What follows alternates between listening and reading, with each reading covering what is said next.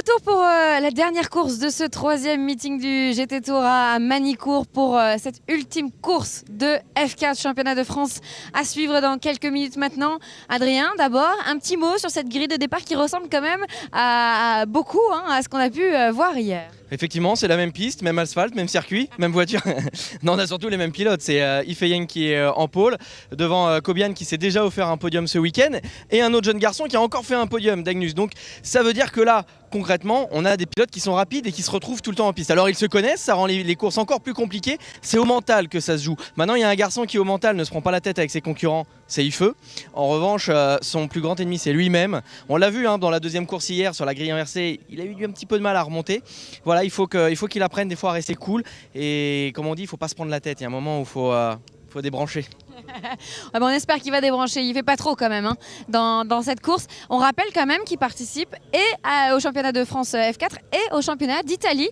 Et son objectif, il nous l'avait confié à les deux noms, c'est d'avoir un maximum de points d'avance parce qu'il y a une date en clash cette année. Et il aimerait bien pouvoir participer au championnat d'Italie pour jouer ses chances dans les deux championnats. Voilà, il avait 146 points d'avance en arrivant hier. Il a encore pris beaucoup ce week-end. Yifeye, on va le surveiller de très très près, ce jeune pilote chinois, et on espère qu'il ne sera pas son propre ennemi dans cette course. Adrien, en tout cas, il est bien coaché. On a discuté avec son coach ce matin, Fabrice Valfiche. On va suivre ça tout de suite en direct en compagnie de Jacques Sabatier.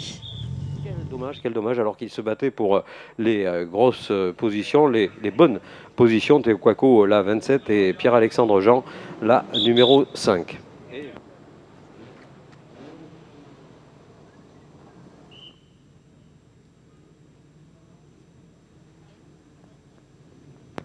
Allez, on est en procédure. Voici le medical car. Encore une fois, on souhaite qu'il, comme depuis le début du week-end, il ne soit pas utilisé. Bien entendu, ce sont des très jeunes gens, entre 15 et 17 ans. C'est un élément à prendre en compte. Quand on les voit rouler, on est loin d'imaginer qu'ils soient à peine sortis de l'adolescence, que quelques poils ici ou là fleurissent sur les mentons, mais que pour l'instant, eh bien, la volonté, elle est claire d'aller tout simplement être au meilleur niveau de soi-même. Également, on a vu cette osmose avec les mécaniciens, c'est très très important. Ça, l'Autosport Academy tient absolument à cette osmose, et je crois qu'elle est particulièrement réussie cette année. On voit beaucoup de respect entre les gens. J'espère en tout cas que c'est le cas pour tout le monde, que tout le monde a bel et bien ce genre de sensation. Être mécanicien, c'est aussi être un acteur. Si le cœur vous en dit, eh bien c'est la seule école de ce niveau formatrice de mécaniciens de haut vol, mécaniciens de haut niveau. Sachez que dans ce domaine, il n'y a aucun chômage. La seule chose qu'on vous demande, c'est d'être passionné pour ce que vous faites, et puis de ne pas trop compter les heures quand même, parce que ce sont souvent des domaines où on fait beaucoup d'heures naturellement. Et puis pourquoi pas un jour intégrer un team, que ce soit en championnat du monde d'endurance, en championnat ou divers championnats GT, ou bien encore, bien sûr, au Touring Car avec ce WTCC dont on apprécie une des composantes à travers le TCC qu'on a parcouru aujourd'hui, la présence d'Yvan Muller, que l'on salue d'ailleurs. Et puis, au-delà de tout ça, il y a d'autres objectifs qui peuvent être extrêmement légitimes, bien entendu, et c'est la Formule 1. Mais là, évidemment, c'est un tout petit peu plus compliqué, que ce soit pour les pilotes ou pour les mécaniciens, c'est exactement la même chose. N'oublions pas également de rappeler, on en croise très souvent, des gens qui préparent le BPGEPS et qui deviennent du coup des formateurs. C'est nécessaire et suffisant, mais en tout cas nécessaire et indispensable pour pouvoir s'afficher comme étant formateur justement. Et l'Autosport Academy a dans ses structures de quoi vous recevoir et vous faire passer ce diplôme qui permet ensuite de pratiquer là aussi un métier passion.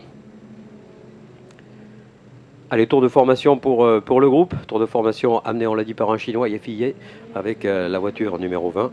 Une voiture qu'on a vue très très souvent aux avant-postes, que ce soit d'ailleurs au stade des chronos, que ce soit au stade des courses. Et à chaque fois, je pense qu'il a mis c'est pas qu'il y met du temps à se mettre en route, en fait, ça serait pas une bonne analyse. Je pense qu'il est suffisamment intelligent, Yefi, pour ne pas forcer les choses dans les premiers passages. Il y a un moment de l'épreuve où il fait son effort, où il crée la différence, et ensuite il gère. Ben voilà, c'est exactement sans doute de cette manière qu'il faut faire lorsqu'on domine un championnat de cette manière, qui frise l'outrage. Il avait en arrivant ici le double de points de son suivant le plus direct. Autant dire qu'arithmétiquement, il va être quasiment impossible d'aller chercher ce garçon, d'autant qu'il va rester l'épreuve du Mans et puis l'épreuve de Barcelone seulement. Barcelone qui sera le théâtre catalan de la finale de ce championnat de France F4, et je crois que c'est dans le cadre du GT Open. Voilà, on va redescendre maintenant sur le virage du lycée pour placer ces voitures sur la grille de départ, à nouveau exactement à l'identique de ce qu'on a vu tout à l'heure. On ne va évidemment pas couper les moteurs, simplement laisser les feux égrener cette procédure et puis lâcher la meute évidemment. Et là aussi, le format est quand même assez long, hein, 18 minutes plus un tour, mine de rien, à bord de ces voitures, même si elles sont découvertes. Il faut fournir beaucoup d'efforts. La température est encore très très chaude, même si aujourd'hui c'est plus agréable qu'hier quelque part parce qu'il y a un petit vent qui, non pas rafraîchit l'atmosphère, mais fait un effet ventilateur, ma foi, qui est bien sympa. En tout cas, on aura vécu dans la Nièvre un week-end absolument parfait de ce côté-là.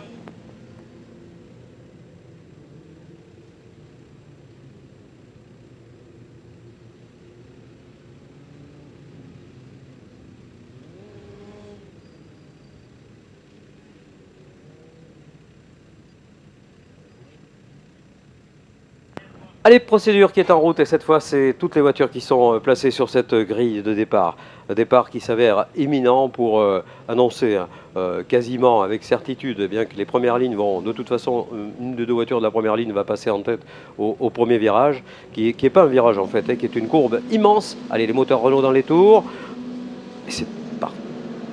Très bon départ de Yaffi qui profite du 1-1 décalé pour tout de suite couper la trage et essayer de barrer la route au second. Bah, c'est fait, mission accomplie, pas de problème. Hein, c'est le métier qui rentre là. C'est même plus que le métier qui rentre, c'est le métier qui est rentré pour le jeune chinois. Et Javier Cobian a bien compris de toute façon qu'il n'aurait pas réalisé le all shot.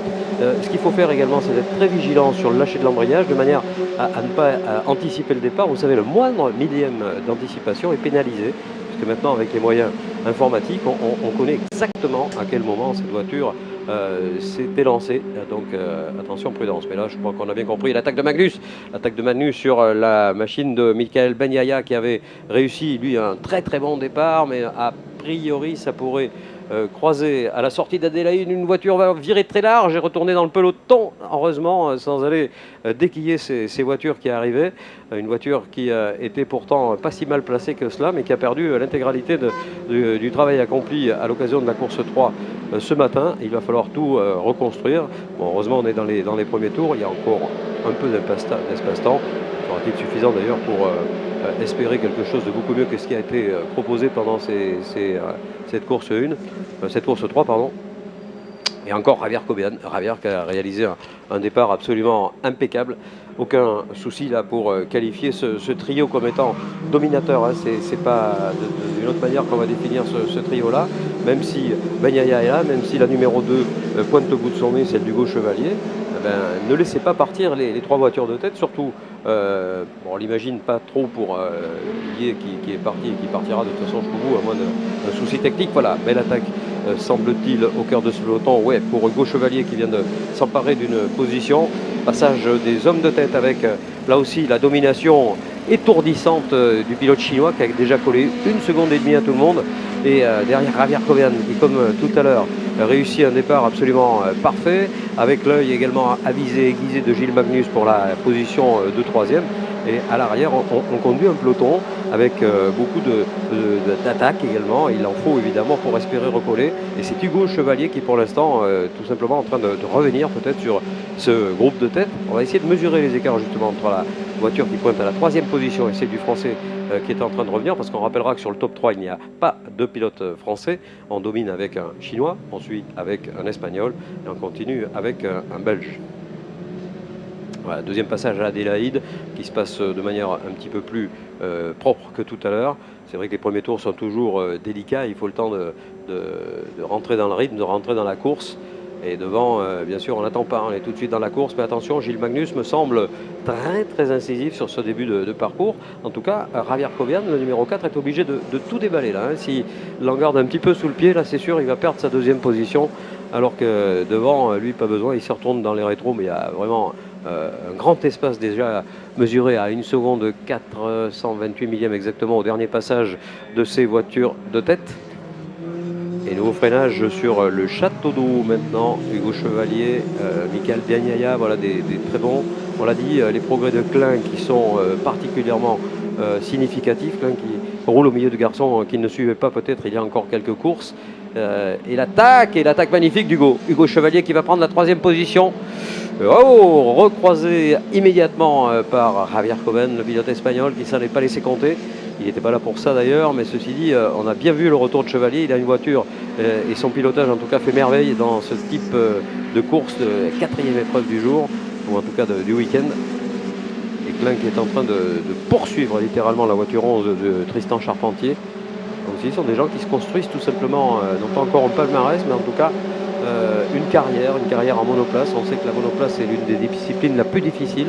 Beaucoup d'ex-pilotes de monoplace d'ailleurs qui parviennent ensuite à d'autres disciplines, telles le GT par exemple, confient souvent que lorsqu'on a compris comment ça marche une monoplace, on sait piloter absolument toutes les voitures de la Terre, plus rien ne vous arrête sur l'exercice. L'exercice de Ben Yaya qui a bien failli attaquer là, au freinage d'Adélaïde, mais ça n'est pas passé. Derrière, par contre, on s'explique avec le retour de la numéro 27, celle de Théo Kouakou, qui essaie de se débarrasser des pilotes qui sont a priori un petit peu moins rapides que lui. Lui qui a été victime, on l'a dit tout à l'heure, d'un accrochage malheureux, mais ils sont toujours malheureux ces accrochages avec Pierre-Alexandre Jean, voiture numéro 5. Et cette voiture numéro 5, où elle est-elle d'ailleurs sur sa position? C'est difficile, hein, c'est très très difficile. Lui qui a fait une si belle course 3 tout à l'heure, jusqu'à cet accrochage. Et le podium n'est pas dessiné, loin de là, très très loin de là.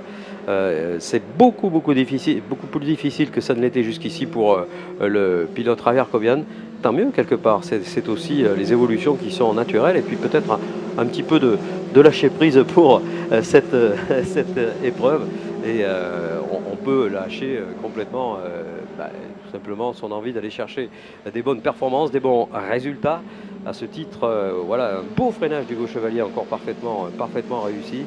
Et derrière, on profite de l'occasion, bien sûr, pour rester dans le bon groupe, dans le bon paquet. C'est le cas de Michael Bagnaia, le Marocain.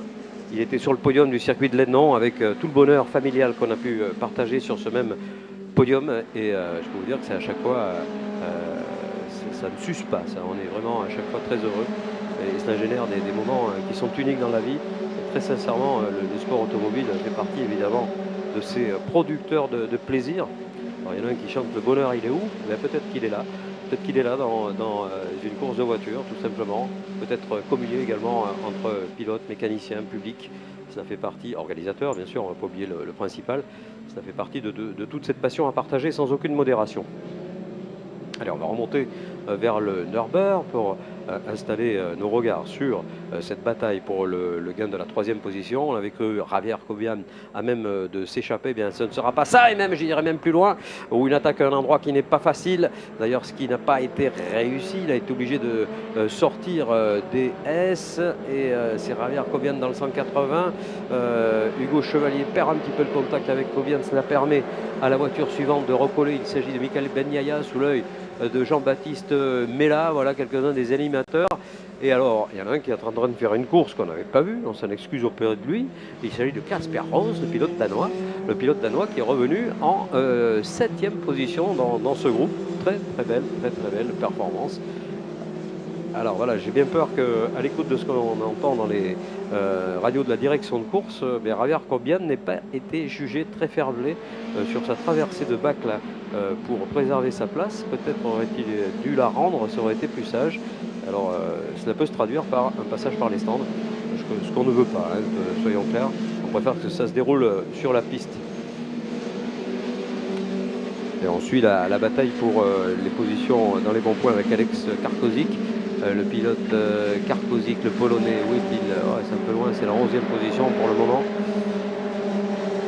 Aïe aïe, ce qu'on avait craint, passage par les stands pour Javier Cobian, drive-through pour Javier Cobian. Ouh, aïe aïe aïe, là par contre c'est lourd de conséquences au niveau des points et cela va être extrêmement agréable pour les autres, hein. C'est sûr qu'Hugo Chevalier du coup va avoir la justification de son attaque également de Michael Bagnaia pour le gain de cette position qui du coup est celle de 3e et non plus celle de 4e comme on avait pu l'imaginer. Hugo Chevalier attaqué également par la numéro 21 qui l'a touché légèrement, numéro 21 de Jean-Baptiste Mella qui l'a légèrement effleuré, mais cela suffit bien sûr à cette voiture pour être déséquilibrée et ça attaque à tous les niveaux, hein. On voit des éléments de carrosserie qui sont en train de prendre les airs. C'est une explication très rude avec Jean-Baptiste Mella à laquelle se livre également donc Kasper Rose, le pilote revenu de si loin, Kasper le Danois.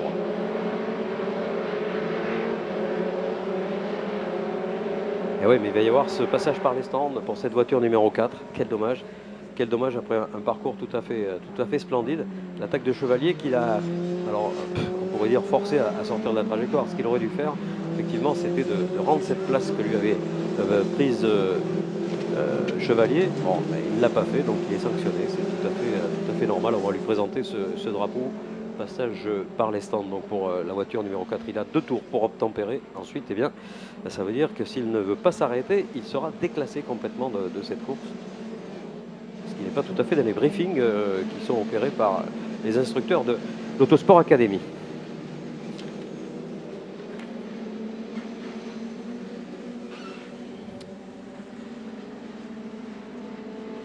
Allez, on fait un point sur le classement. Yefi est le pilote chinois qui occupe la tête avec maintenant 4 secondes d'avance. C'est énorme. Gilles Magnus, le Belge, est à la 2e position. Il devance un Kobian qui devra s'arrêter tout à l'heure.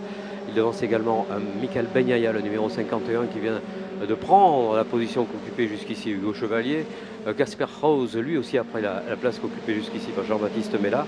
Bref, la course est très animée. Alors qu'on voit une attaque de la voiture numéro 3 au bout de la rectiligne et ça devrait passer pour Rose. Oh, il était monté, Rose. On ne l'avait pas trop vu cette saison.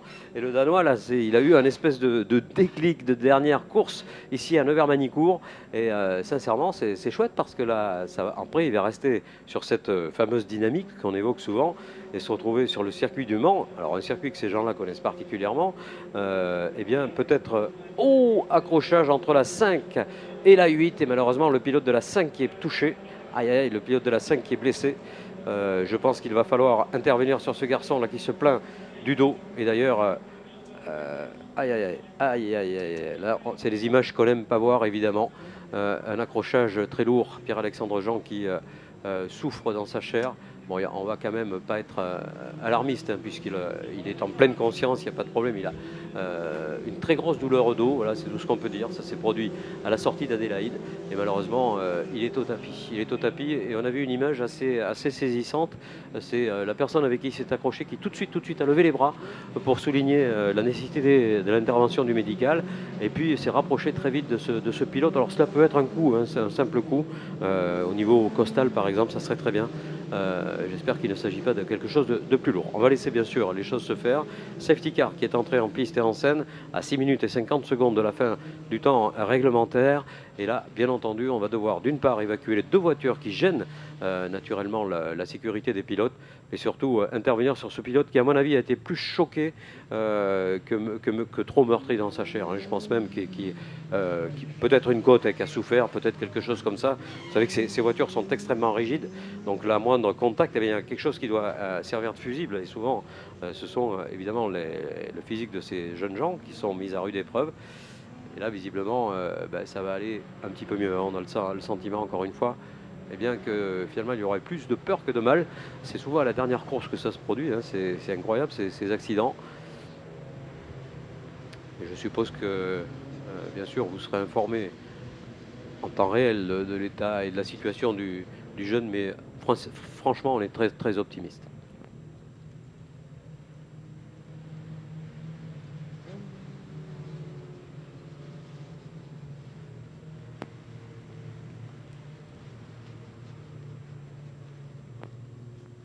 Cette course qui pourrait se terminer avec peu de voitures. Clairement, si on continue comme ça, on a vu une voiture qui est rentrée dans les stands. Je crois qu'il s'agissait de la numéro 24 de Barada. On va voir si une des deux, non, aucune des deux va repartir à Adélaïde, là c'est sûr et certain, alors que le peloton va revenir justement sur Adélaïde, là où s'est produit cet accrochage, un endroit qui est pourtant pas très rapide, mais qui nous laisse redouter évidemment si ce type d'événement se produisait au Nürburgring ou ailleurs, même si les échappatoires évidemment sont nombreuses. Voilà, on a installé le pilote sur la civière, mais il est en pleine conscience, encore une fois. On va rassurer tout le monde. Pas d'affolement. Tout devrait rentrer dans l'ordre assez rapidement. Peut-être quelques bleus demain matin. J'espère que ça n'ira pas au-delà.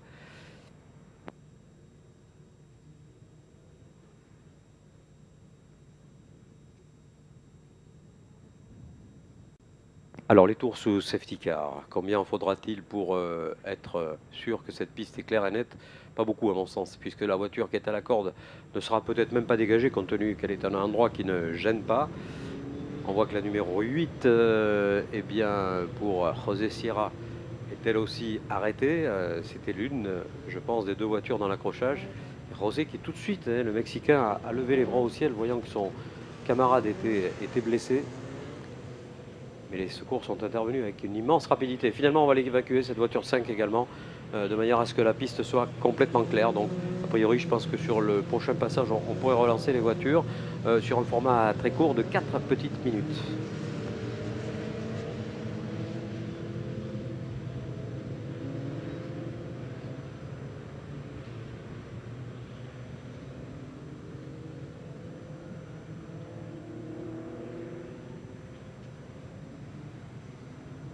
Voilà, piste propre, annonce le commissaire de piste du poste Adélaïde. Donc, a priori, ça devrait repartir. Est-ce qu'on va...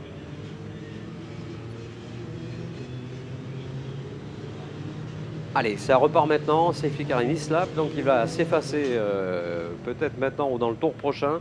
Est-ce quel endroit où il est, il peut rentrer immédiatement, je ne sais pas. Pour l'instant, en tout cas, les feux sont toujours en route sur le toit de cette voiture, ce qui laisserait à supposer qu'il y aura un tour supplémentaire sous safety. Pour l'instant, elle a échappé à nos regards.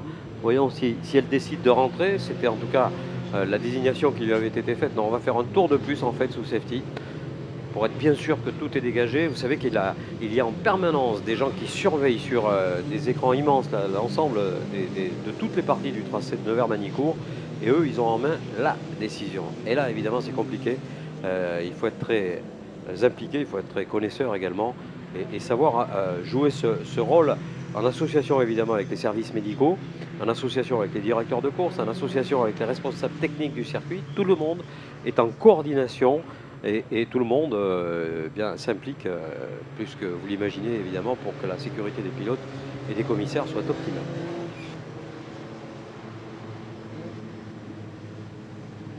Voilà, dernier passage donc du safety, va rester peu de temps, un seul tour simplement, condition qu'on rallie l'arrivée avant les 2 minutes qui restent dans le temps réglementaire, ce qui n'est pas du tout certain, mais comme en rajoutant un tour au temps réglementaire, a priori il va rester quand même un passage, alors attention parce que là c'est un restart à haut risque évidemment, à l'image de ce qu'on a vécu tout à l'heure avec la Clio Cup, la course ceci dit absolument fabuleuse.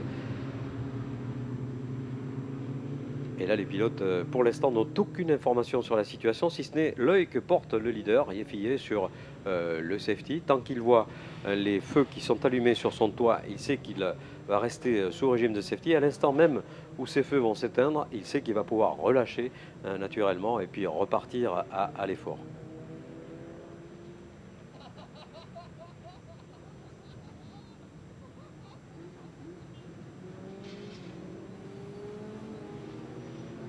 Il reste 1 minute 30 dans le temps réglementaire. Ça devrait suffire à ces voitures, je pense. Oh non, ça ne suffira peut-être pas pour allier l'arrivée. Ça fait qu'au restart, il resterait juste un petit tour. Ce qui me paraît être le cas. Ouais, parce qu'on est à 1 minute 15. On est seulement à la sortie du 180 degrés. Il va falloir encore avaler les courbes d'Imola, celle du château d'eau, et puis repartir ensuite sur le lycée. Ça va être compliqué en 1 minute. Lorsqu'on roule à un rythme évidemment moins soutenu. Ouais, voilà, donc la direction de course qui demande au safety de mettre un petit peu de gaz pour qu'il y ait non plus un tour mais 2 tours. Et ça doit être possible, je pense, du coup, si c'est le cas. Voilà, on a remis un peu de gaz, on éteint les rampes, donc cette fois c'est fait. Et Yeffier a bien compris qu'il lui restait donc quelques secondes avant de relancer sa machine. Il faut qu'il le fasse le premier, en tout cas l'accélération, il doit être le premier à l'appliquer, à l'imprimer à ce moteur Renault dans ce châssis Signatec et à ces pneumatiques Kumho pour être certain de pouvoir faire un restart parfait. Il reste 24 secondes dans le temps réglementaire et la direction de course émettait le souhait, on vous le répète, qu'il y ait 2 tours. Mais ça ne sera pas possible à mon avis, hein. Il n'y en aura qu'un puisqu'on est à 15 secondes de la fin du temps réglementaire et c'est non plus le safety car qui dicte ce rythme mais c'est Yeffier qui lui va se contenter d'un tour, je pense.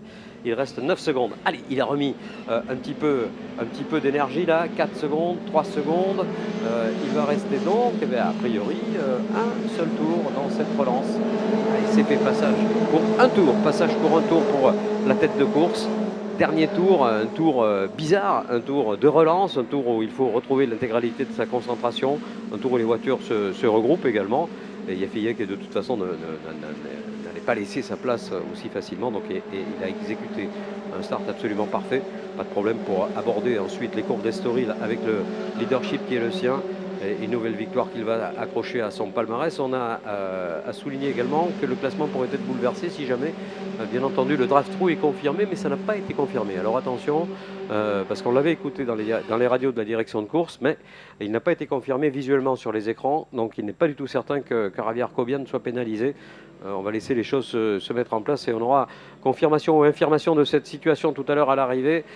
Dans le dernier tour, nous assistons à une relance tout à fait claire et nette, si ce n'est peut-être pour quelques places et quelques points.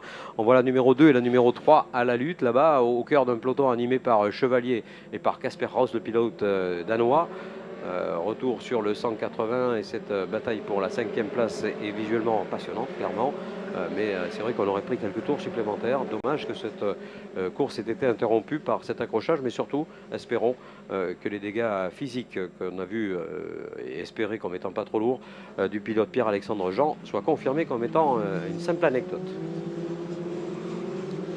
Voilà la dernière ligne droite pour ce groupe. Oh, une attaque de la numéro 27, joli passage de Théo Kouakou qui a profité d'une opportunité qu'il a su saisir. Pas de souci pour le dernier freinage opéré par le pilote chinois Ye Fiyai qui va nous permettre de caler bien sûr cet hymne chinois auquel on est habitué. On va le connaître par cœur maintenant. C'est fait pour la victoire de Ye, c'est fait pour la 2e position de Magnus. On ignore si Cobian va être pénalisé ou pas. On va attendre bien sûr d'avoir une confirmation de cela. Ben Yaya à la position de 4e, Hugo Chevalier 5e, 6e Casper Rose. On retrouvera ensuite Hugo Charpentier pour la position de 7e et le drapeau damier qui a salué la performance également de Théo Kouakou devant Jean-Baptiste Mella 9e, 10e place de Marvin Klein, Alec Carcosi qui a reculé à la 11e position, Rougier 12e et les abandons de Barada, abandon de José Sierra et abandon et blessures pour Pierre-Alexandre Jean. Attendons évidemment de confirmer tout cela, mais je pense que c'est confirmé. Est-ce qu'on a décidé au sein du collège de non pas changer d'avis, mais d'appliquer une décision qui soit différente? C'est très possible. On va se retrouver dans quelques instants, chers amis, mesdames et messieurs, pour le podium. Si vous décidez de rejoindre vos foyers, soyez prudents. Nous sommes en période très chargée sur les routes. Et nous sommes très heureux d'avoir traversé ce week-end avec vous au nom de l'Autosport Academy. On vous salue et très sincèrement, on souhaite que vous soyez tous très nombreux à l'occasion des prochaines épreuves qui auront lieu sur ce merveilleux tracé. On pense bien sûr en particulier au championnat du monde Superbike, dont les premières machines débouleront ici à la fin du mois de septembre.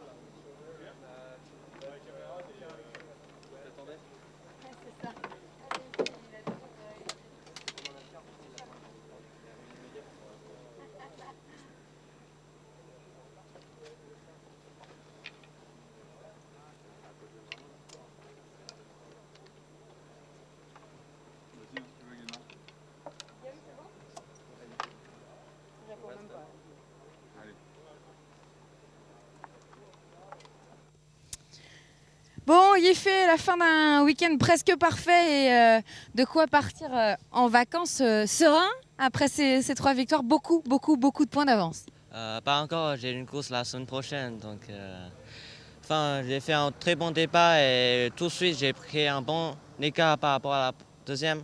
Dès le premier tour, après j'étais de plus en plus vite et quand il y avait le safety car, j'avais beaucoup d'avance, j'avais en avance comme 106 secondes et j'étais un peu inquiété, mais en fait ça allait, même si le relance de safety car c'était super vite et j'ai gagné très bien. Bravo en tout cas Yifei pour ce très beau week-end à nouveau. Merci.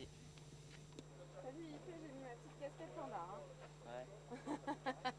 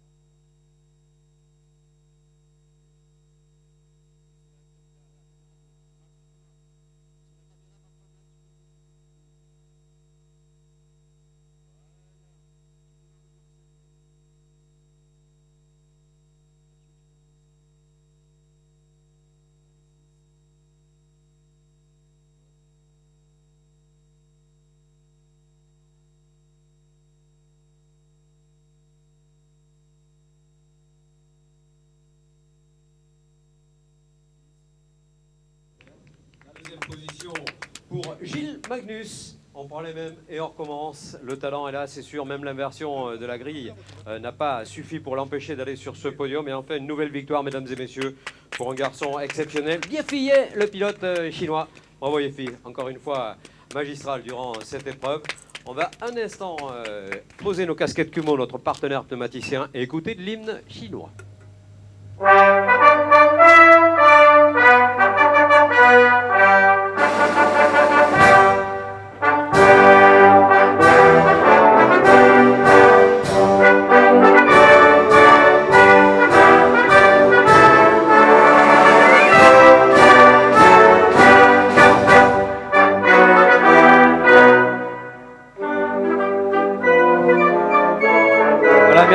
Merci à la régie, merci à tous vos efforts et à tout votre talent. Du talent qui va être récompensé, Javier Cobian, des mains de Julien, le motoriste FFSA Academy, qui va pouvoir saluer un parcours exceptionnel, encore une fois, pour Javier Cobian ce week-end. Encore une fois, ces couleurs qu'on retrouve sur les motos des Grands Prix avec Estrella Galicia. Et puis retrouver également Teddy pour récompenser Gilles Magnus, le pilote belge qui aura fait un parcours lui aussi très bon pour les points. Très bon en tout cas pour le moral. Bravo Gilles. Et enfin, Guillaume Le Goff pour aller saluer au nom justement des couleurs bien brillantes de l'Autosport Academy. Ce pilote vainqueur encore une fois ici dans le cœur de la France, à Nevers-Manicourt, double vainqueur puisqu'il est vainqueur en junior et également vainqueur au scratch. Yefi qui s'achemine peu à peu vers une victoire dans cette saison qui connaîtra son terme justement en Catalogne sur le circuit tout simplement de Momelo, celui de Barcelone. Merci messieurs, immense merci pour votre talent et puis on se donne rendez-vous très bientôt sur les circuits. Merci à vous.